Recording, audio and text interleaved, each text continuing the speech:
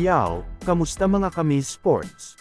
Darvin Ham, LeBron James, at Anthony Davis, yan ang ating pag-uusapan sa araw na ito.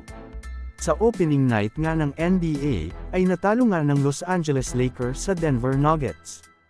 Subalit kahit nga ganun ay sobrang ganda pa nga rin ang ipinakita ni LeBron James sa laban na ito, na kung saan nakapagtala nga ito ng 21 points, 8 rebounds, at 5 assists, sa loob ng 29 minutes, at may plus 7 nga ito tuwing ito ay nasa loob ng court. Meaning na outscored nga nila ang Denver Nuggets tuwing ito ay nasa loob ng court. Kaya naman sa interview nga ay halos hindi na maipinta ang muka nito, at natanong nga ito patungkol dito. At ayon nga dito na gusto nga daw niya palagi na nasa loob ng court, at kung may opportunity ay gagawin niya ito, subalit mukhang may bagong sistema nga daw at yun ang kanyang susundin.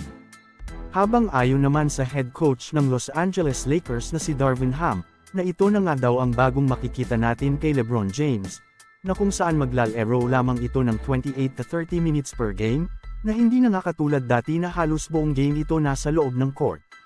Ano ang masasabi mo dito? Mag-comment lang. Samantala ako naman tayo sa sumunod na balita na kung saan, binatikos nga itong si Anthony Davis matapos itong mag-underperform sa unang laban nila kontra Denver Nuggets, na kung saan nakapagtala nga ito sa first half ng 17 points. Subalit hindi na nga ito naramdaman pa sa second half. Kaya naman ayon nga sa mga NBA insiders na ito na nga dapat ang oras na nagte-take over ito kay LeBron James sa Los Angeles Lakers, subalit tila ayaw nitong mag-step up bilang isang leader. Alam naman nating lahat na halos pinapasa na nga ni LeBron James dito ang pagiging leader ng Lakers, kaya naman nakaka-frustrate na parang ayaw nito pangunahan ng Lakers. Kung magpapatuloy nga ang ganitong attitude ni Anthony Davis, ay hindi ito magandang pangitain para sa Los Angeles Lakers lalong-lalo na kapag tuluyan nang umalis itong si LeBron James. Ano ang masasabi mo dito? Mag-comment lang. So, ayon lamang ang ating mabilisang balita sa araw na ito, sana ay nag-enjoy ka.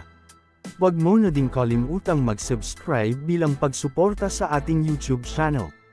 Maraming salamat po.